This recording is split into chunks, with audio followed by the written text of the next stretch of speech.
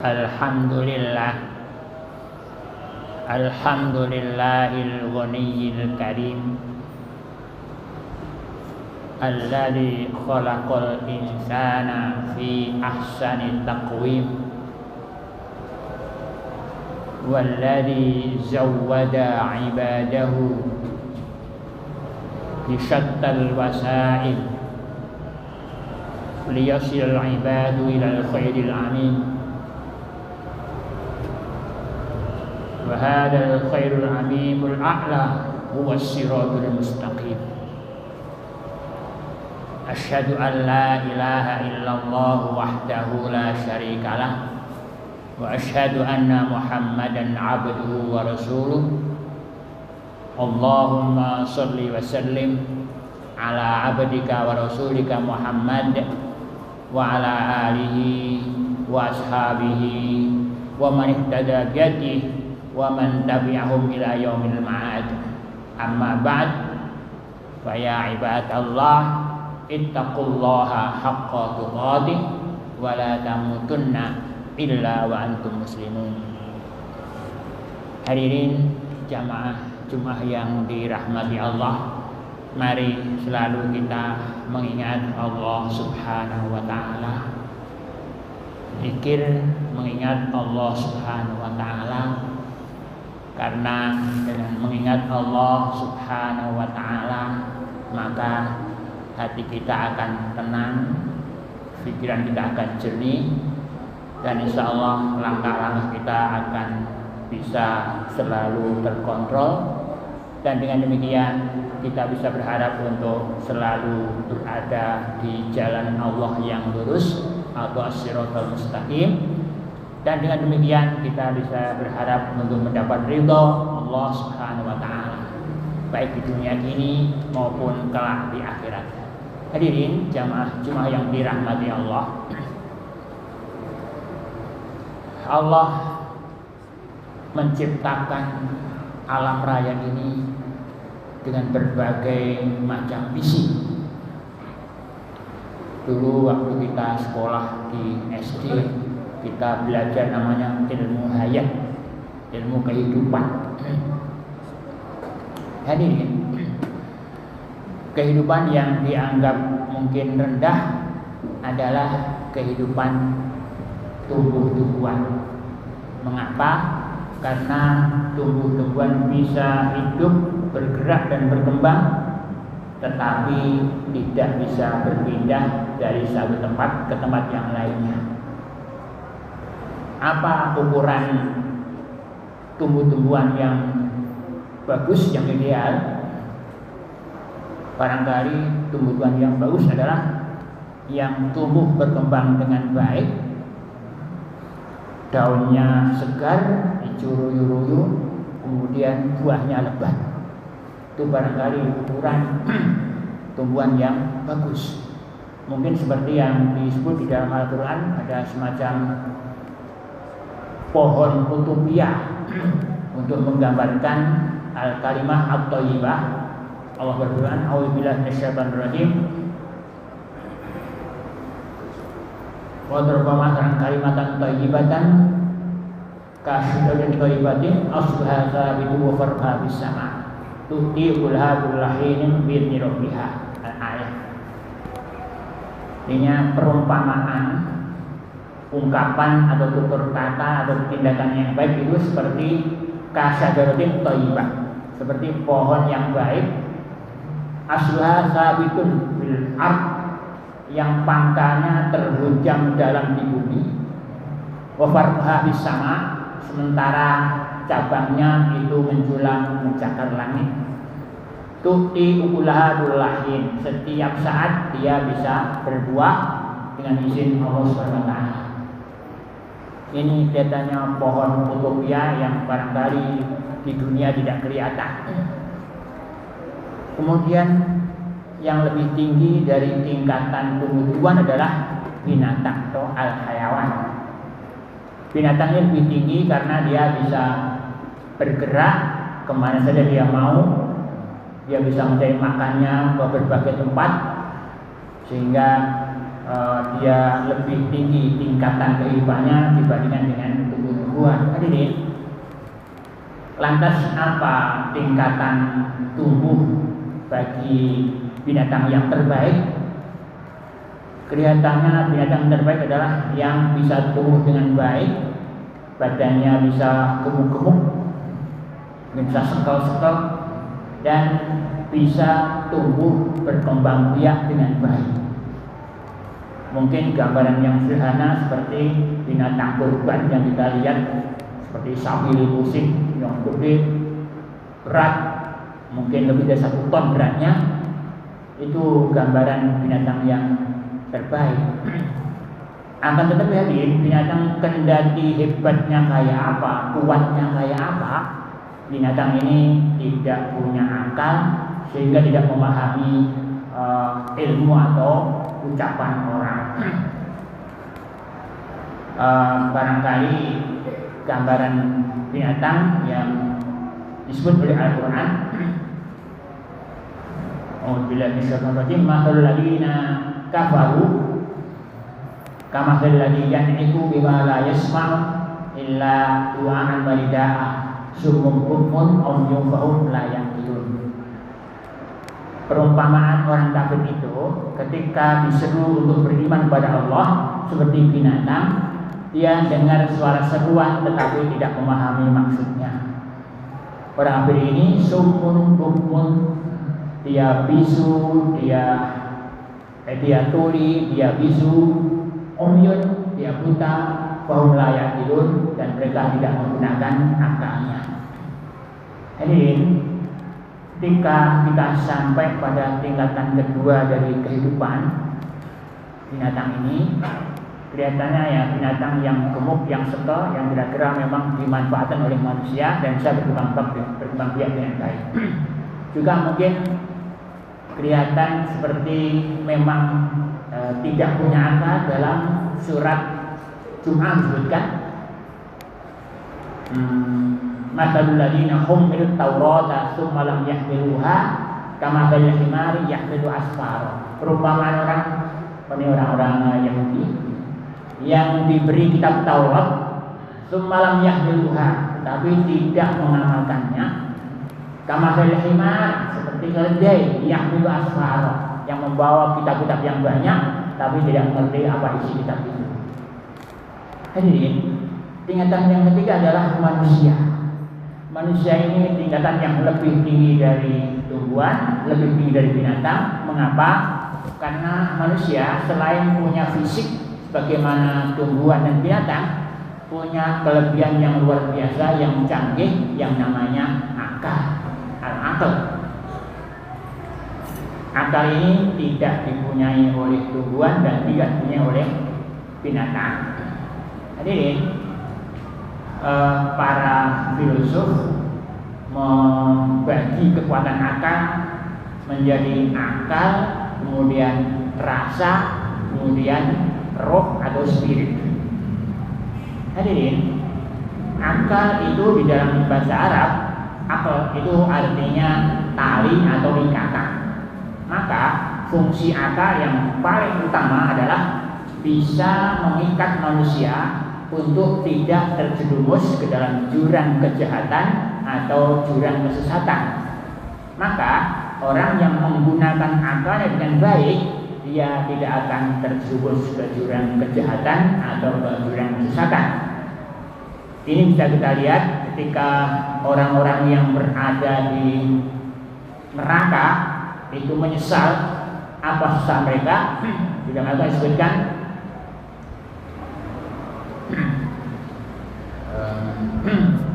lau kunna nasma' au naqil ma kunna fi ashabis sa'id. Kata mereka ahli neraka, andai kata dulu waktu aku di dunia mau mendengar dan mau menggunakan akal, maka aku tidak akan menjadi penghuni neraka saya. Artinya apa? Bahwa mengapa mereka masuk ke neraka lantaran tidak menggunakan akalnya. Itulah berarti fungsi akal adalah memenali kita, mengikat kita agar kita tidak terjerumus ke jurang kesesatan atau ke jurang kesesatan. Jadi akal tadi disebutkan punya rasa, kemudian punya ruh atau spirit. Hadirin, akal itu fungsinya adalah untuk memahami, mendapatkan ilmu, sehingga dengan akalnya kita bisa memahami alam raya ini, kita bisa memahami mana yang baik, mana yang jelek, sehingga kita akan digiring oleh akal untuk selalu mengarah kepada yang positif, kepada yang baik, dan kita akan ditarik, dihindarkan dari yang jelek, yang jahat, atau yang mungkin kriminal. Nah, ini adalah fungsi akal yang kuat. Kemudian rasa itu fungsinya adalah untuk bisa memahami keindahan-keindahan, memahami keindahan seni, keindahan alam raya, sehingga ini akan menambah kuatnya di iman kepada Allah Subhanahu wa taala. Seperti dalam Al-Qur'an, wa fi anfusikum wa fil ardi ayatul lil muqinin wa fi anfusikum afala tubsirun. Di alam raya ini ada tanda-tanda yang kuat bagi orang-orang yang beriman, dan di dalam diri mereka, di dalam diri kalian itu terdapat juga ayat-ayat bagi orang-orang yang mau melihatnya. Hadirin, maka dengan demikian akal ini atau rasa ini itu bisa membawa kita kepada keindahan, maksud keindahan alam, juga keindahan ucapan, keindahan tingkah laku, sehingga ini juga diharapkan membawa kepada perbuatan-perbuatan yang indah dan baik. Ini rasa. Juga rasa ini bisa membuat kita cinta kepada sesama. Ini termasuk nanti menjadi unsur yang kuat bagi kohesivitas sosial di dalam masyarakat. Kemudian yang ketiga adalah rasa. Yang ketiga adalah ruh. Ruh ini adalah spirit. Fungsi utamanya spirit adalah untuk memperkuat hubungan antara kita manusia dengan pencipta alam Allah Subhanahu wa taala. Maka fungsi roh ini adalah selalu berusaha untuk mendekatkan diri kepada Allah, memperkuat hubungan dengan Allah Subhanahu wa taala. Bisa jadi melalui ibadah mahdhah seperti sholat, puasa, haji dan sebagainya, atau ibadah istimaiyah seperti sedekah, mungkin menuntun orang yang buta, atau mungkin ikut kontribusi membantu sarana umum untuk kepentingan masyarakat umum. Hadirin, apa standar orang yang bisa mencapai tingkat kehidupan yang terbaik? Hadirin, filosof mengatakan manusia yang mencapai tingkatan kehidupan terbaik adalah yang bisa mencapai al-khairul a'la, kebaikan yang tertinggi. Hadirin, apa kebaikan tertinggi ini? Kebaikan tertinggi bisa terwujud ketika masing-masing unsur di dalam diri manusia itu bisa mencapai tingkat fungsinya yang tertinggi. Hadirin, unsur seperti tadi kita sebutkan, ada unsur fisik, unsur akal, unsur rasa, unsur rohani atau unsur roh atau spirit. Hadirin, untuk memberikan kemampuan bagi fisik bisa mencapai fungsi tertingginya adalah kalau fisik itu sehat, kuat, dan mampu melaksanakan kehendak akal atau kehendak rohaniah. Nah, untuk mencapai itu tentunya mesti diberi makan yang bergizi atau diberi makan yang bergizi, olahraga yang sesuai porsi, dan juga mesti diberi istirahat yang cukup. Dan kalau kita tidak memenuhi kebutuhan fisik ini, maka fisik akan rusak, dan ketika rusak maka dia tidak bisa berfungsi dengan baik, dan berarti juga nanti dia tidak bisa membantu kekuatan akal dan kekuatan rohani dan kekuatan rasa. Hadirin, Rasul mengingatkan inna li badanika alaika haqqan, artinya badanmu itu punya hak yang harus kau tunaikan, Maka termasuk tadi haknya adalah diberi makan yang baik, diberi istirahat yang cukup, dan diberi olahraga yang cukup. Hadirin, kemudian akal, kalau fisik kita bisa mendapatkan perawatan yang bagus, maka fisik kita akan bisa berfungsi maksimal atau mencapai al-khair tadi itu. Kemudian akal, dari kita sampaikan, akal ini gunanya adalah untuk kita bisa mendapatkan ilmu pengetahuan, bisa mengetahui mana yang baik, mana yang buruk, dan juga selalu membawa kita bisa menjaga kita dari kita terjerumus ke jurang kesesatan namanya.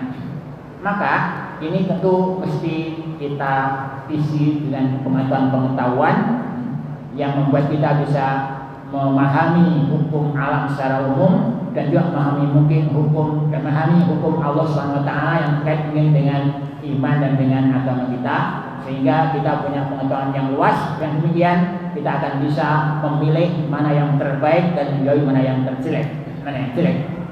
Hadirin, kalau fungsi akal kita sudah fungsi penuh, berarti akal kita sudah bisa mencapai al-khair tadi. Rasa juga dulu, ketika rasa kita sudah bisa memahami keindahan alam, keindahan diri kita sendiri, dan keindahan perbuatan dan sebagainya, maka berarti rasa kita juga sudah bisa mempunyai fungsi yang mencapai tingkatan yang tinggi. Yang terakhir adalah fungsi rohaniyah. Karena ketika rohaniyah kita itu bisa kita dorong untuk kita bisa melakukan pendekatan yang kuat kepada Allah, intensif kepada Allah, kita bisa beribadah dengan baik, sholat dengan baik, ngaji dengan baik, zikir dengan baik, dan sebagainya, juga bisa bersedekah dengan baik.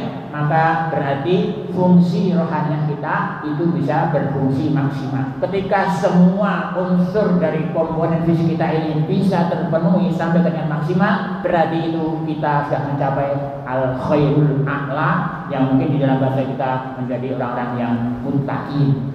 Jadi mudah-mudahan kita bisa memenuhi semua tuntutan dari komponen-komponen fisik kita, komponen diri kita, sehingga kita bisa menjadi hamba Allah yang mencapai al-khairul a'la atau al-muttaqin. Barakallahu li wa lakum bil Qur'anil azim wa nafa'ani wa iyyakum bima fihi minal ayati wa dzikril hakim. Aqulu qawli hadza wa astaghfirullah li wa lakum fastaghfiruhu fa ya fawzal mustaghfirin wa ya najatat ta'ibin.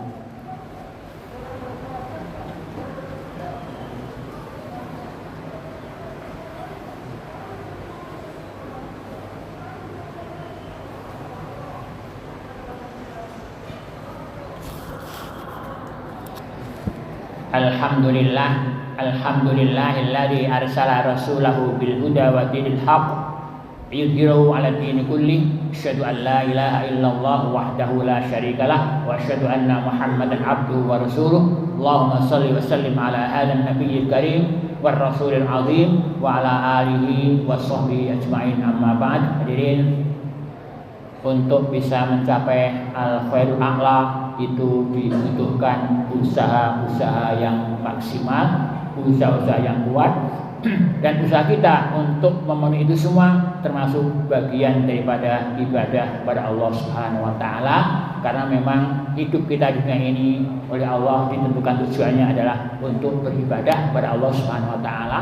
Wa ma khalaqtul jinna wal ins illa liya'budun. Mudah-mudahan kita bisa berfungsi sebagai manusia yang terbaik yang ada di alam raya ini, sehingga kita bisa menduduki posisi ibadullah sholihin yang nanti akan dipanggil oleh Allah, ya ayyuhan nafsul mutmainnah irji'i ila rabbiki radiyatan mardiyah wadkhuli fi ibadi wadkhuli jannati. Innallaha wa malaikatahu yusholluna 'alan nabi ya ayyuhalladzina amanu shallu 'alaihi wa sallimu taslima.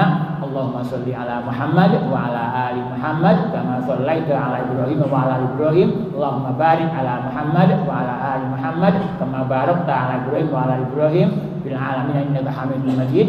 Allahumma ighfir lil mu'minina wal mu'minat wal muslimina wal muslimat al ahya'i minhum wal amwat innaka sami'un qaribun mujibud da'wat. Rabbana zalamna anfusana wa illam taghfir lana wa tarhamna lanakunanna minal khasirin. Rabbana hab lana min azwajina wa dhurriyyatina qurrata a'yun waj'alna lil muttaqina imama. Rabbana inna ala dzikrika wa syukrika wa husni ibadatik. Rabbana atina fid dunya hasanah wa fil akhirati hasanah wa qina adzabannar. Alhamdulillahi rabbil alamin.